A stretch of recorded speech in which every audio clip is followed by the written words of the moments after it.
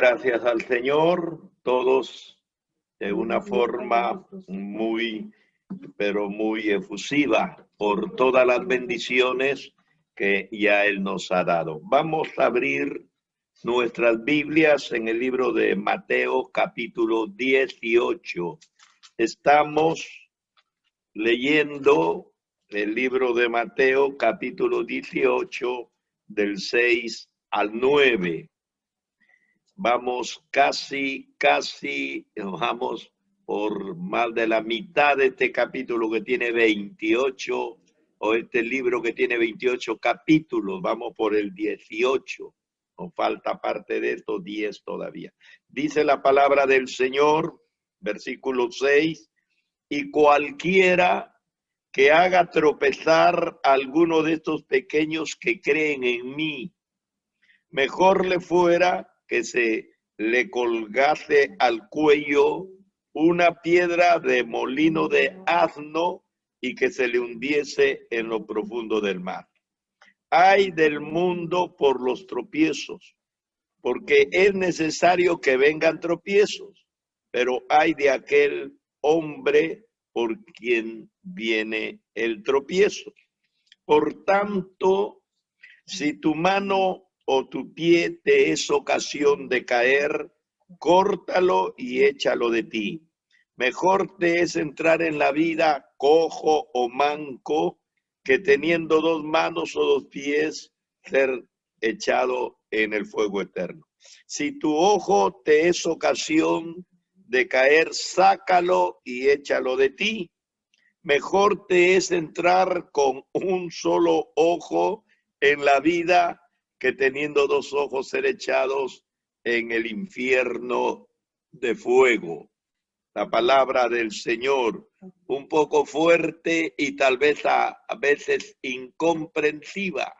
Sin embargo, sabemos en el idioma que el Señor está hablando, la figura retórica que Él está utilizando para comunicar este mensaje. Así que damos gracias al Señor por la comunicación que Jesús tuvo tan clara para las personas que le seguimos. Bien, el pensamiento de este capítulo, de esta parte, es ocasiones de caer, ocasiones de caer. En esta sección, Jesús recalca el valor de cada ser humano que tiene delante de Dios. A veces pasamos como personas desapercibidas, personas que no tienen ninguna cualidad resaltante, no tienen ninguna habilidad extraordinaria. Somos gente sencilla y pasamos de forma tan inadvertida para el mundo, según la óptica humana. Sin embargo, para Dios, cada persona tiene un valor especial. Y Dios advierte de la severidad con que tratará a los que ofenden y menosprecian a los pequeños. Los pequeños mencionados en este pasaje son los niños. Y mencionados en la sección anterior, recuerdan, estamos hablando de los niños. Pero también hay un grupo más amplio, no solamente hay niños. Para Dios no solamente hay niños, sino hay un grupo más amplio. Y el término aquí incluye a los débiles, que son también como niños, a los inmaduros, que también son como niños, a los descuidados, que también son como niños, y a los indefensos. O sea, no necesariamente niños en una edad no corta, sino a todas las personas que muestran estas características que lo hacen muy semejante a un niño. Así que tal vez el término puede entonces ampliarse y representar, según las indicaciones y las enseñanzas de Jesús, no solamente a los niños, sino a todos los que son sus discípulos. Dios tiene un cuidado muy especial a todos los que son sus discípulos. Así que la advertencia a los que hacen tropezar. El tropiezo puede venir de dos fuentes, así claro. La primera fuente de un hermano o de un prójimo o de un semejante. Estamos hablando de una congregación cerrada donde todo el mundo comparte, participa, nos conocemos. Entonces, el tropiezo puede venir de una persona que está muy cerca de nosotros. En el primer caso, entonces, son los hermanos en la fe que pueden incitar a un hermano pequeño a pecar o caer espiritualmente. Hay que tener mucho cuidado. Por eso la palabra del Señor dice que debemos emplear la regla de oro. Lo que los hombres quieren que haga contigo, eso haz con ellos. Y si nosotros tenemos sumo cuidado de ellos, mucha consideración, y los tratamos con respeto y con mucho deseo de ayudarles, seguro que esta escuela va a permitir no tener esta clase de problemas, en que seamos una piedra de tropiezo para los demás. En cierto que nadie peca sin que se le invite. Así es. Y el portador de la invitación es a menudo una persona muy conocida y cercana a nosotros.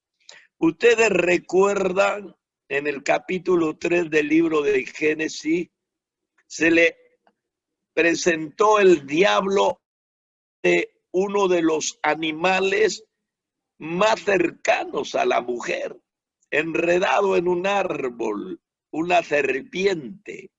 Hoy en día, a partir de la maldición que la serpiente recibió, la palabra misma serpiente, ella nos hace escarapelar el cuerpo. Pero en el huerto de Edén, antes del pecado, la serpiente, como el león, el cocodrilo, cualquier animal que hoy es feroz, antes no lo era, porque no existía ese espíritu agresivo de hacer daño ni a los animales o en ellos, ni a los seres humanos. Entonces se le acercó el diablo en el animal que parecía más inofensivo y más cercano a la mujer. Así que el diablo sabe utilizar y siempre utiliza a la persona más cercana, tal vez en la que hemos depositado cierta confianza y con la que participamos en una estrecha y cercana amistad. Una persona siempre tiene que enfrentarse con la primera tentación del pecado. Siempre la persona tiene que recibir la primera invitación a participar o hacer lo que no debe. Siempre tiene que experimentar el primer empujón hacia el camino de las cosas prohibidas. La palabra del Señor en las advertencias dice: pequeños que creen en mí, a los que hagan tropezar a pequeños que creen en mí. Cuando Jesús dijo esto, hablando de los pequeños que creen en Él, no es que se trate de niños muy pequeños. Entendemos que un niño muy pequeño no puede depositar una fe inteligente, comprensiva en el Señor. Entonces Jesús no se está tratando de niños infantes, ¿no? Que tienen que ser conducidos por los padres y tener en ellos un sumo cuidado, ¿no? Sino de personas con edad competente como para escoger servirle a Él. Y ya lo he dicho, no solamente los niños, sino las personas con ciertas características limitadas. Y el Señor dice que hay que tener cuidado con los pequeños que creen en Él. Cada cristiano entonces debe estar preparado no para hacer tropezar, sino para ayudar, para guiar, para motivar. Esa es o debe ser la verdadera participación de las personas frente a los que necesitan por ser indefensos. La palabra hacer tropezar. En la traducción del verbo escandalizo, hoy en día tenemos una connotación muy diferente. Escándalo, escandalizar, ¿no? Una persona que hace lío, escándalo, pues, ¿no? Que grita, vocifera. Pero del griego esta palabra tiene otro significado. El que escandaliza a un hermano pequeño hace caer la trampa sobre él para un daño temporal, si es que la situación no es tan grave, pero también puede producir un daño eterno cuando logra que por su mal testimonio, que por su mala actitud, esta persona deje totalmente de seguir al maestro. Así que para enfatizar la consecuencia de escandalizar a un hermano débil, Jesús dice que mejor sería que tal persona sufriera una muerte terrible e irreparable. Y él pone un ejemplo, ¿no? Dice, mejor se le atara al cuello una piedra de molino. Hoy en día, pues, conocemos los molinitos chiquitos que no tienen, creo, ni una piedra ya. Pero en el tiempo de Jesús habían 3 clases de molino.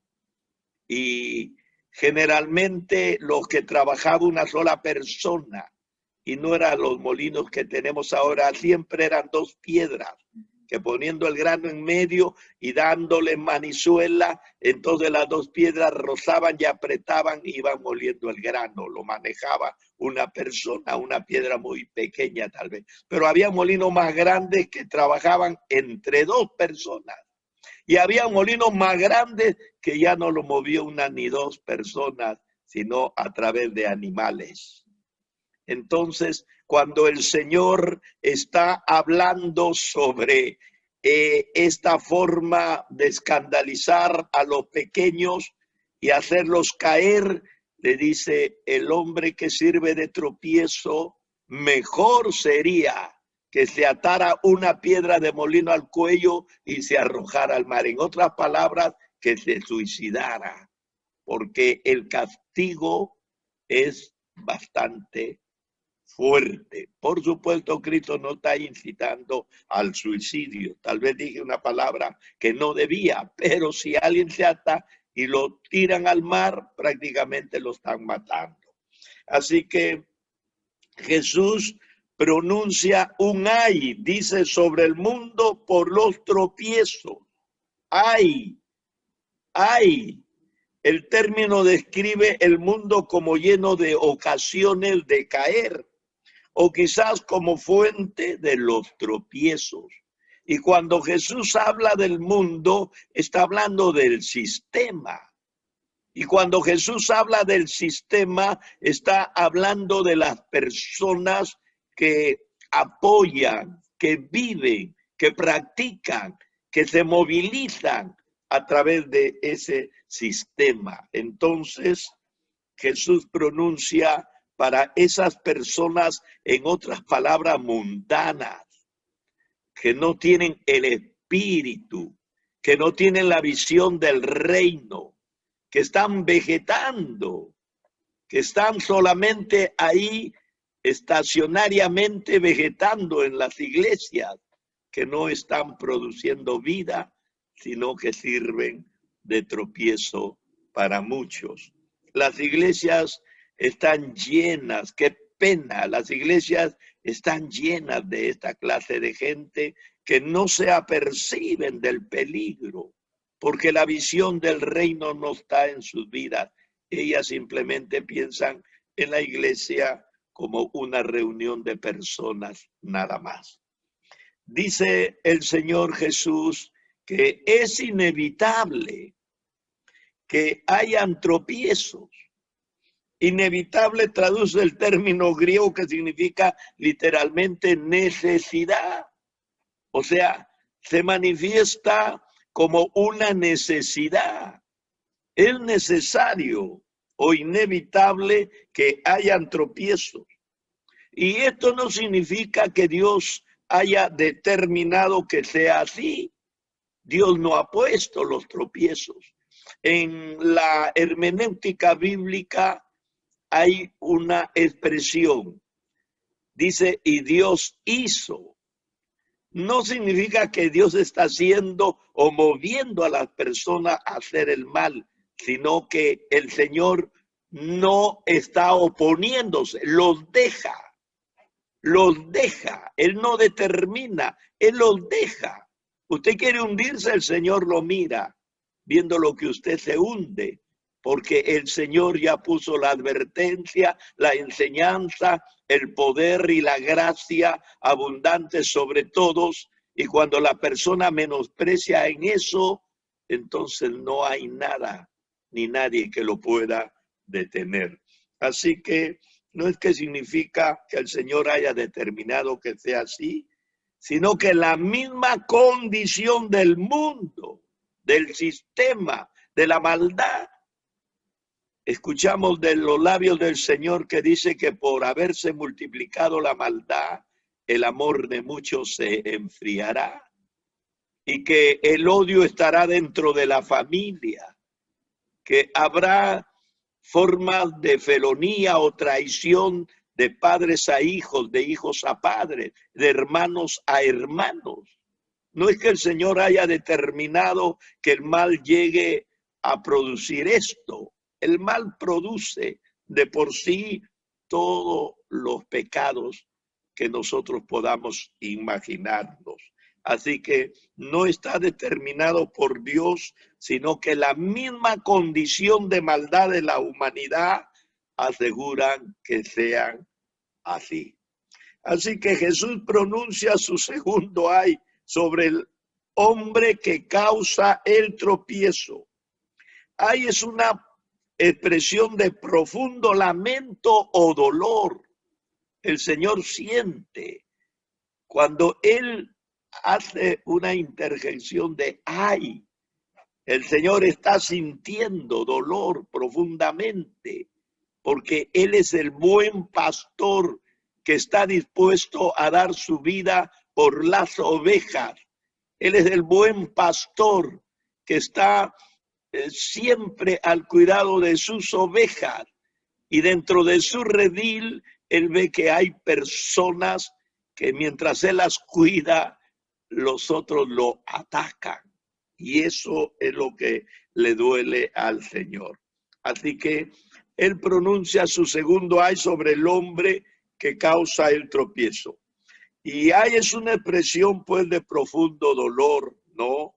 De parte de uno que conoce la terrible consecuencia de tal acción o actitud, tanto para el que cae y que puede perder la salvación, como para el que hace caer y que de frente va a ser condenado totalmente.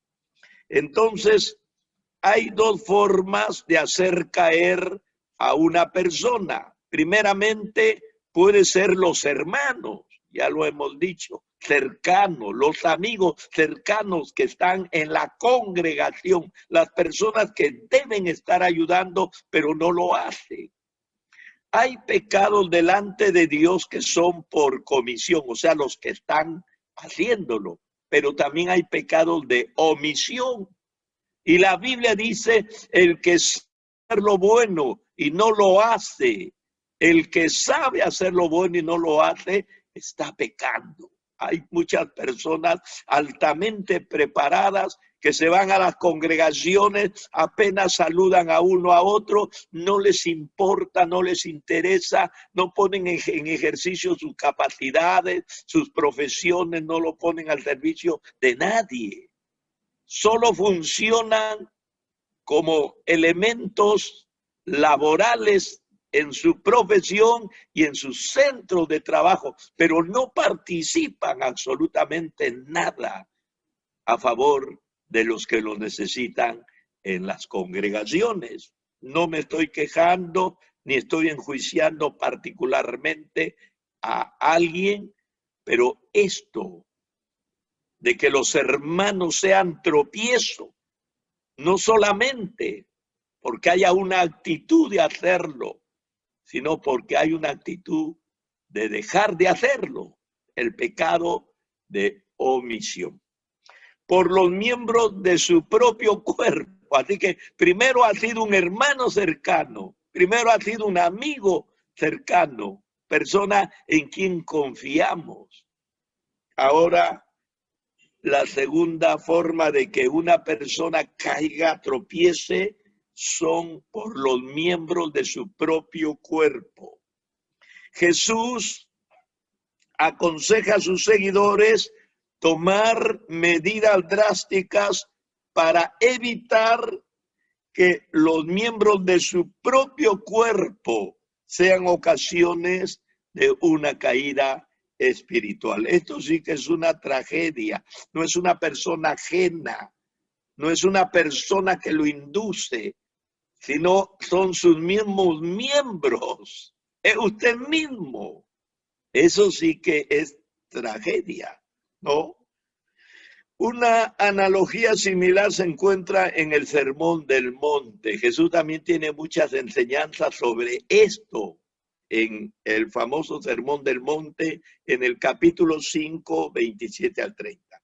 Entonces Jesús usa imperativos que son fuertes y bueno, debemos de tener cuidado al predicarlo, ¿no? Debemos de tener cuidado. ¿Qué es lo que dice Jesús? Córtalo y échalo. ¿Ah? Sácalo y échalo. Si tu brazo, si tu pie, ¿no? Más tarde dice, si tu ojo. Son imperativos que exigen una acción inmediata y decisiva.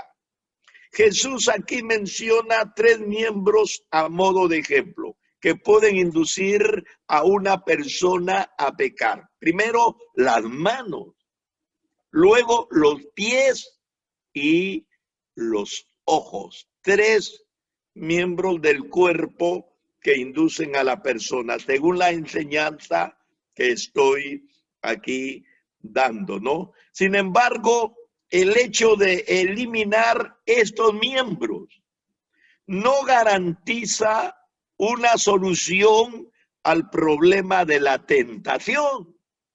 Hay mancos que son terribles. Hay cojitos que son terribles.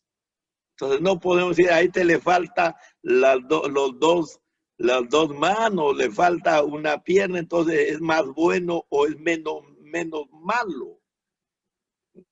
Como uno preferiría amputar un miembro de su cuerpo si fuera necesario, ¿no? Por ejemplo, en el caso de una gangrena, de una infección en de alguna extremidad superior o inferior, entonces el médico lo amputa, lo corta para salvar la vida física del paciente. Así cualquier medida necesaria, por más severa que sea, valdría la pena para asegurar nuestra vida espiritual. Esa es la enseñanza que Jesús nos está dando. El problema básico del hombre no está fuera, no está afuera. El problema básico del hombre está adentro. Por eso la palabra de Dios dice que lo de afuera no contamina, sino lo que sale, hablando de la contaminación moral. Así que la victoria sobre su egocentrismo viene solamente por la cirugía radical de, no me voy a cortar, no me voy a amputar, no me voy a cercenar una pierna para mejorar mi condición espiritual. Ya dije que hay cojitos terribles, hay manquitos terribles y aún hay ciegos terribles, ¿no? Entonces, ¿qué recomienda el Señor? ¿La cirugía de qué? Del arrepentimiento, de la conversión, del nacimiento de arriba y sobre todo de la disciplina espiritual diario.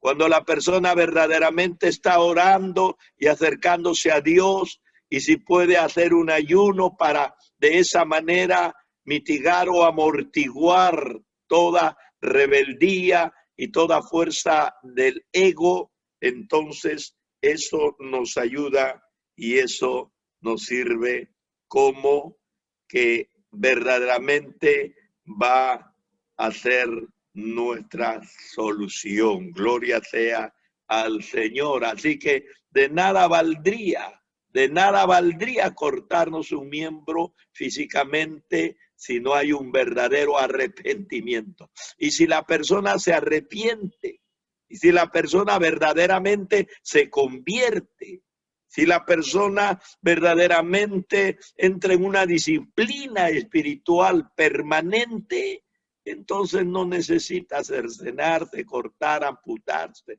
no necesita. Así que el Señor termina diciendo que habrá para estas personas fuego eterno en el infierno. Ahí está la palabra para los que dicen que no hay infierno. Literalmente, Gehenna, de donde sale la palabra fuego, infierno, son sinónimos. Son sinónimos. No, porque algunos dicen, la Biblia no habla del infierno que algunos predican, habla del Gehenna. ¿Y qué era el Gehenna? Estaba ahí en el valle donde se quemaba la basura. El Señor no está pensando en la basura, sino en el fuego que arde, donde se echan todos los desperdicios, lo que no sirve. Ya viste, paciencia, arde un lugar. Pues el infierno nos ilustra eso, es un lugar donde arderá todos los desperdicios humanos que no han podido ser regenerados. ¿Ah? Esa es la idea, la misma, por donde lo traduzcamos.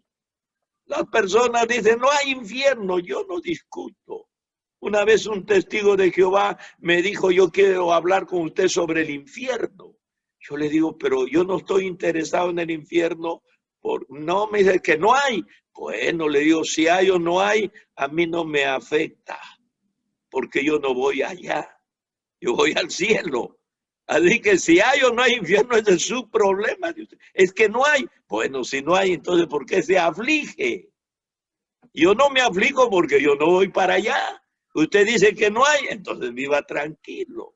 Pero en el fondo las personas saben que estas actitudes negativas que confrontan y enfrentan su fe delante de Dios en algún momento van a ser sancionadas. Y la Biblia ya lo dice cómo. La Biblia lo dice, no en una parte de la palabra, sino en muchos lugares de la palabra. Así que, puesto que el mensaje tiene que ver con creyentes, Jesús está hablando a gente religiosa, está hablando a creyentes. Puede ser que aquí haya dos términos, ¿no? Se refiere a una pérdida temporal y quiera Dios que sea así. o a las vidas malgastadas de los creyentes en una aflicción permanente. Sin embargo, leyendo la palabra sin ponerle ninguna traducción extra, parece que los términos se refieren al destino eterno. Y al final en el Nuevo Testamento se están refiriendo a la condenación eterna. Eso es lo que yo leo. Ahora hay personas que quieren amortiguar el caso, como quien dice, para tratar de atenuar, para tratar, alguien dijo, de no asustar. No se puede asustar mucho a la gente. Hay que hablarle de amor, no se puede asustar mucho a la gente. Entonces no los asustemos a la gente hoy y que se vayan a meter al infierno por la eternidad. Yo no sé cuál será mejor, si que vivan asustados aquí o que se quemen eternamente allá. Si a mí me dieran a elegir, yo vivo aunque sea con agua de azar, soplo y soplo aquí, asustado, no importa, aunque sea hipando, pero al final mi alma, al final mi ser va a ser liberado totalmente. Prefiero, por eso la palabra del Señor dice que las aflicciones nuestras no son nada comparable con la gloria venidera. Eso es lo que enseña la palabra de Dios. Vuestras aflicciones no son nada comparables con la vida venidera. Lo que usted dejó restará toda importancia cuando venga lo eterno. Gloria sea al Señor. Sería mejor entonces entender el pasaje en el sentido de que la práctica de ofender a los pequeños o permitir que nuestros miembros nos induzcan a pecar sin tomar las medidas necesarias revela más bien que uno nunca logró entrar en el reino de los cielos. O sea, fue una persona que no nació de nuevo. Le dijo Jesús a Nicodemo, si tú no naces de nuevo, no puedes ver. Si tú no naces de nuevo, no puedes entrar. Son dos cosas que nos permiten estar en el reino de los cielos, en el gobierno de Dios. Así que cualquiera de estas personas que tienen este comportamiento nefasto, negativo, absurdo, pecaminoso, son personas que parece que no han nacido de nuevo. Dios nos ayude y nos bendiga y seguimos estudiando la palabra, un poco fuerte, por supuesto. El Señor nos está a través de sus enseñanzas advirtiendo. Hay ocasiones de caer. Hay mucha gente que ha caído, ha perdido su fe, se ha alejado. Por supuesto, no le vamos a echar la culpa ni nos va a eximir de nuestra responsabilidad, como quien diciendo, bueno, yo era una persona que andaba bien, pero alguien me tumbó, alguien me hizo caer. No hay excusa en este sentido, porque el Señor nos ha puesto en la roca firme y el Señor nos ha dado su mano. No estamos solos ni abandonados. Él ha dicho, clama a mí y yo te responderé. Y en el momento más grande de la prueba, de la aflicción o la tentación, si el hombre o la mujer verdaderamente quieren avanzar en su vida espiritual, no tienen que afligirse ni desesperanzarse, porque la ayuda, como dice la palabra, viene de arriba, no viene de abajo.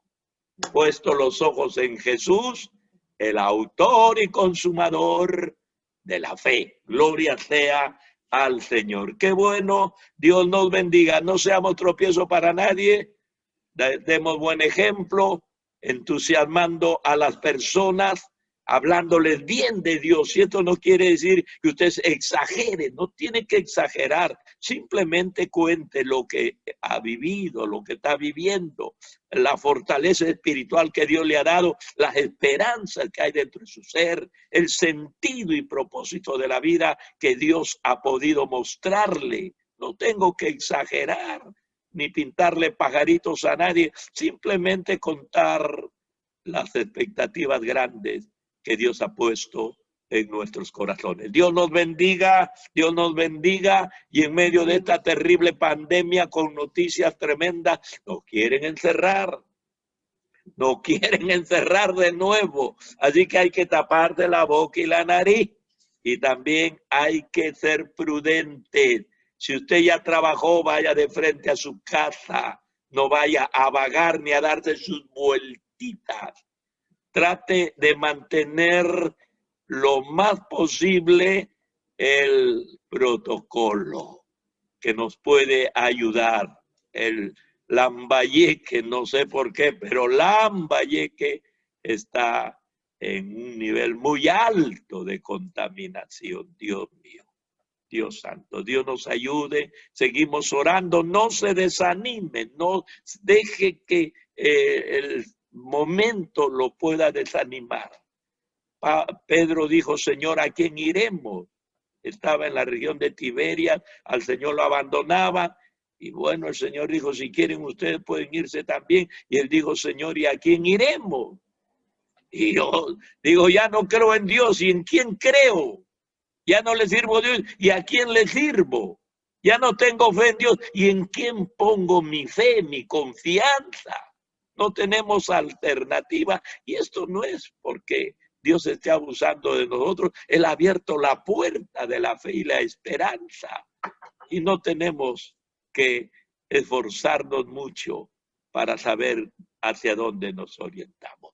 Dios bendiga a la familia, Dios bendiga a los que estamos escuchando la palabra, sea por radio, por televisión, por canal de YouTube, por cualquier medio. Y si hay personas que han estado asistiendo, tal vez, bueno, escuche la palabra, somos ciudadanos del reino. Uno a uno va a ir, pero uno a uno también va a construir su fidelidad al Dios que nos salva. Seguimos